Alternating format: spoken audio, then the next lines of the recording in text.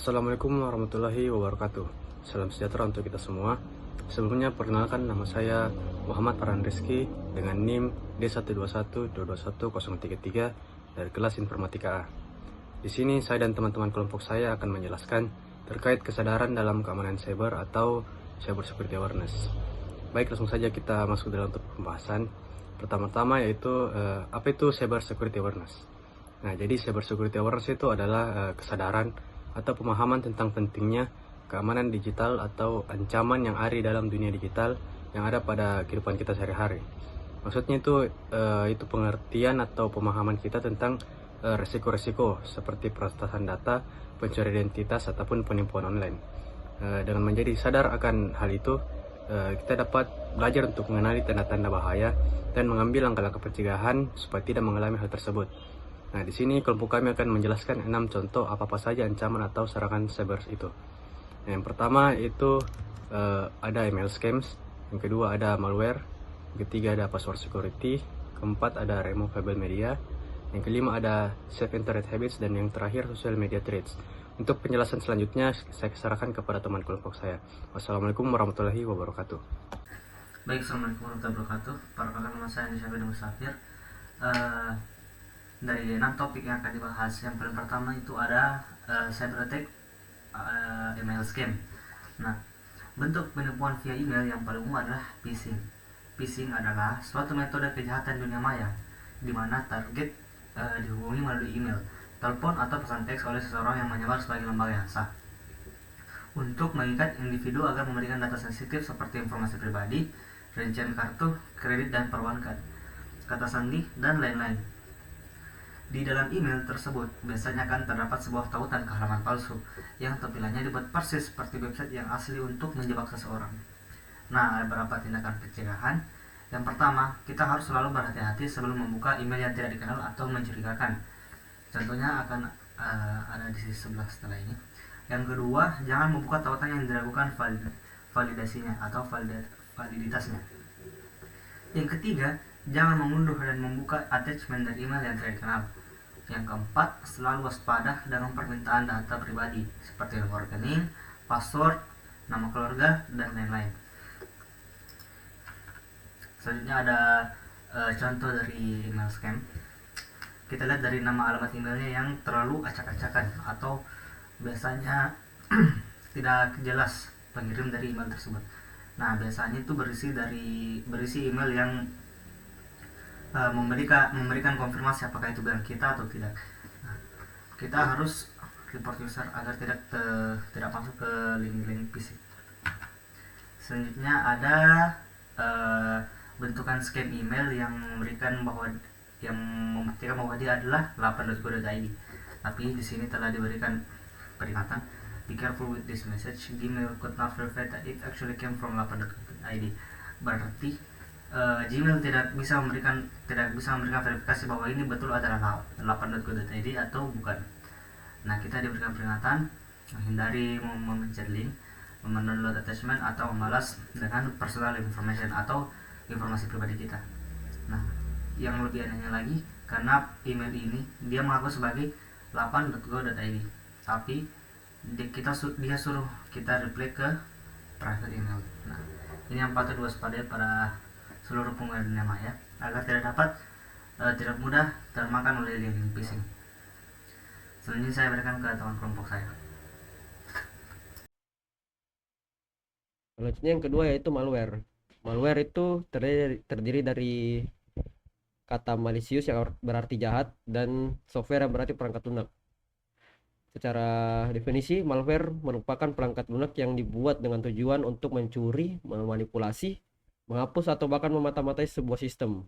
Malware umumnya disisipkan pada sebuah software, game, situs, dan lain sebagainya. Biasa malware ini disebarkan melalui jaringan internet, email, pesan pribadi, atau halaman situs web. Untuk tindakan pencegahannya itu, yang pertama, selalu berhati-hati sebelum mengunduh file dari email, situs, atau sumber lainnya. Yang kedua, jangan pernah menginstal atau memasang software atau program yang tidak resmi. Yang dimana contohnya itu software bajakan atau crack. Yang ketiga, pastikan antivirus yang terpasang itu sudah up to date. Yang keempat, kontak IT support jika komputer terindikasi terkena malware. Yang dimana ciri-cirinya itu sistem komputer kita itu melambat. Untuk selanjutnya itu jenis-jenis malware.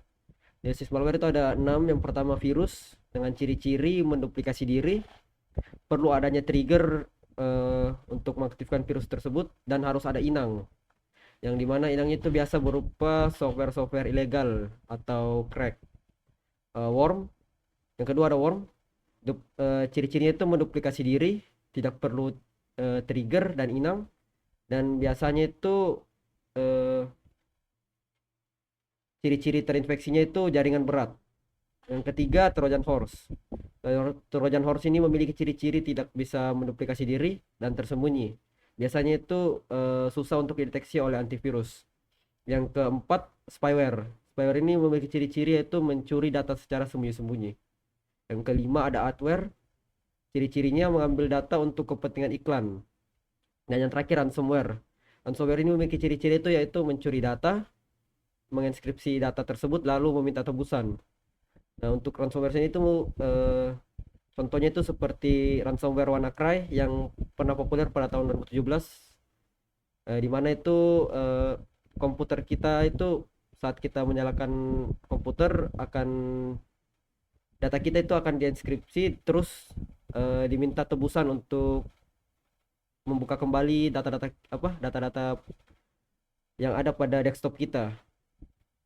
Dan selanjutnya ini kasus-kasus lainnya itu seperti spyware Pegasus, ada Rotten Size, ada Petya, ada Stuxnet, ada Dark Hotel. Nah, untuk selanjutnya yang ketiga password security. Jadi sebanyak 78% generasi milenial sekarang itu menggunakan password yang sama untuk beberapa akun sosial media mereka. Password seperti 123456 itu masih digunakan oleh lebih dari 23 juta akun di internet. Pencurian data perusahaan tercatat 42% disebabkan karena password yang lemah.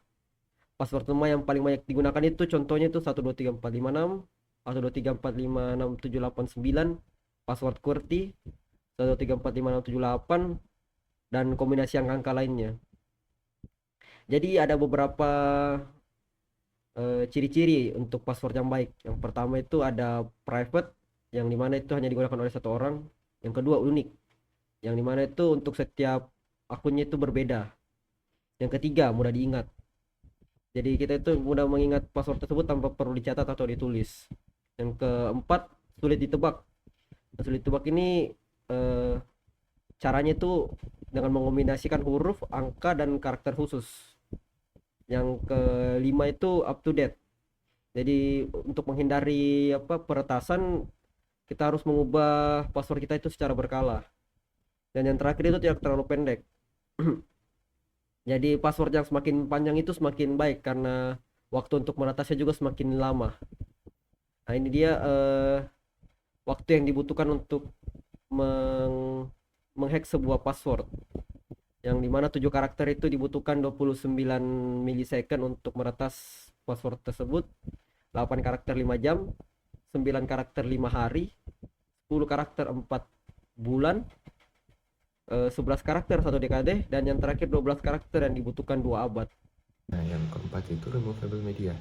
Removable media itu adalah segala jenis penyimpanan yang bisa dilepaskan dari komputer ketika sistem sedang berjalan. Contohnya itu adalah USB, CD, HD eksternal, dan lain-lain. Beberapa kasus penyebaran malware yang memanfaatkan removable media. Yang pertama itu Stuxnet Worm pada tahun 2010.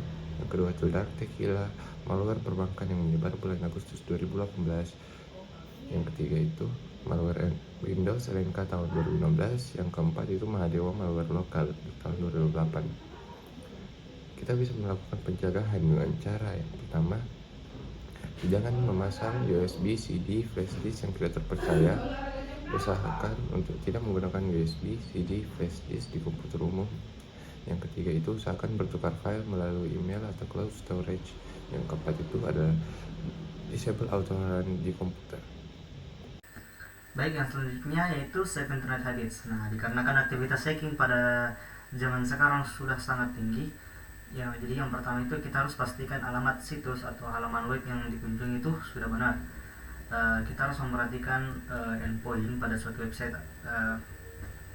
Apakah benar endpoint itu tidak mengantar kita ke laman-laman yang seharusnya tidak kita kunjungi. Nah, yang kedua, jangan sembarangan memasukkan data pribadi, password, PIN, nomor kartu kredit, dan lain-lain. Ini bisa jadi mengantarkan kita kepada hal-hal yang berbau negatif, bisa jadi dalam bentuk phishing pada data pribadi kita. Jadi sebaiknya kita harus menelaah lebih lanjut untuk jika kita ingin memasukkan data pribadi. Selanjutnya yaitu hati-hati mengunduh file, software, game, film, dan lain-lain. Karena kebanyakan ada file di internet itu ada jutaan atau bahkan sangat banyak. Ada beberapa software, game, film, dan lain-lain yang biasanya para hacker tersebut menyuntikkan virus pada software tertentu, file tertentu, game, dan lain-lain. Nah, biasanya ada file yang berbentuk phishing yang dapat membuka data-data pribadi kita. Jadi kita harus tetap berhati-hati dalam mengunduh file, software, dan lain-lain. Yang selanjutnya, gunakan internet untuk hal positif. Ya, ini sudah sangat jelas. Kita tidak seharusnya membuka link-link yang dilarang ataupun yang bisa berdampak buruk pada diri kita sendiri. Selanjutnya saya serahkan ke teman saya. Ya, selanjutnya tentang sosial media threats atau ancaman-ancaman di sosial media. Di sosial media banyak sekali ancaman yang kita dapatkan. Yang pertama itu hoax. Hoax ini banyak kita temukan di sosial media karena banyak pengguna-pengguna yang tidak bijak, yang langsung menyebar tanpa memverifikasi betul atau tidaknya konten tersebut. Kemudian ada juga ancaman pencurian data pribadi. Yang ketiga ada pencurian konten tanpa izin. Nah, ini melanggar hak cipta. Banyak sekali pengguna-pengguna sosial media yang mengambil karya dari orang lain kemudian diupload atau istilahnya reuploader. Yang keempat itu adalah hacking. Hacking ini bisa jadi terkena kepada pengguna-pengguna yang kurang bijak, yang terkena link phishing. Link phishing yang dimaksud adalah link yang sengaja dibuat untuk menghack akun korban. Ya, selanjutnya itu ada pornografi. Pornografi tersebar luas di media sosial. Tetapi di sini diperlukan campur tangan pemerintah untuk memblokir situs-situs pornografi. Yang keenam itu ada perundungan. Yang ketujuh penghinaan dan sebagainya. Kemudian bagaimana kita mencegah ancaman-ancaman di sosial media? Yang pertama itu jangan unggah konten sembarangan. Jadi saring sebelum sharing. Saring before sharing. Nah, ini untuk menekan banyaknya hoax-hoax yang bersebaran di media sosial. Yang kedua itu periksa seberapa banyak data pribadimu tersebar di internet. Ini untuk mengurangi kemungkinan atau mengurangi pencurian data pribadi. Yang ketiga itu libatkan keluarga, teman, atau networking kalian untuk melindungi bila mendapat ancaman keamanan di internet. Yang keempat itu segera tingkatkan keamanan diri di internet. Yang kelima itu sampaikan ekspresimu di internet secara bijak. Lanjut mengenai data privasi. Data privasi dan data security itu berbeda. Di mana data privasi itu kepatuhan terhadap undang-undang dan peraturan perlindungan data. Dia itu berfokus bagaimana pengumpulan data, penghapusan data, penyimpanan data, dan sebagainya yang sesuai dengan undang-undang perlindungan data. Kemudian data security. Data security itu dia tujuannya berfokus untuk mencegah pihak ketiga mengakses tanpa izin. Nah, di situ perbedaan data privasi dan data security. Selanjutnya data privacy best practice. Ini adalah data privacy advice, jadi saran untuk bagaimana kita bijak dalam mengamankan data privasi kita.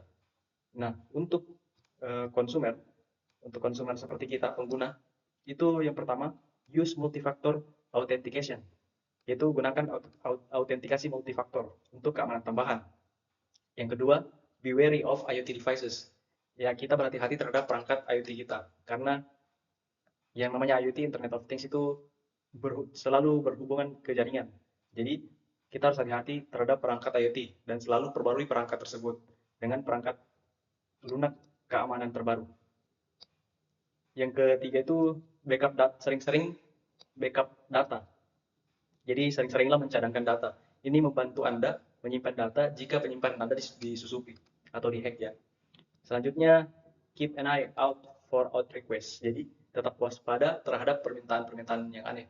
Misalnya ada konten clickbait yang sepertinya tidak beres dan sebagainya, hal-hal yang nampak tidak beres itu kita harus waspada terhadap hal-hal tersebut. Kemudian data privacy advice for business. Yang pertama, integrate training on data privacy. Jadi kita integrasikan pelatihan privasi data ke dalam program pelatihan umum yang digunakan dalam bisnis. Misalnya kayak onboarding for new staff, jadi orientasi untuk staff-staff baru. Yang kedua itu take advantage of free security tools. Memanfaatkan alat keamanan gratis, solusi penyimpanan terenkripsi, pengelolaan kata sandi, dan VPN. Yang ketiga, monitor your network for suspicious activity. Jadi kita harus sering pantau jaringan bisnis. Kita harus lihat aktivitas-aktivitas yang mencurigakan untuk mendeteksi serangan lebih awal untuk mengurangi kerugian yang lebih besar kalau kita terlambat mendeteksi aktivitas-aktivitas yang aneh tersebut. Kemudian yang keempat, don't underestimate hacker interest. Jadi jangan remehkan kepentingan hacker terhadap perusahaan Anda karena itu masih kecil, because it's smaller or just starting out. Yang kemudian yang terakhir itu implement the zero trust model. Jadi kita harus menerapkan model zero trust. Jadi ke siapa-siapa kita harus zero trust dengan membatasi akses ke seluruh jaringan. Miliki pola pikir percaya tetapi verifikasi terlebih dahulu. Sekian penjelasan dari kelompok kami mengenai cyber security awareness. Kurang lebihnya mohon dimaafkan. Kami ucapkan terima kasih. Wassalamualaikum warahmatullahi wabarakatuh.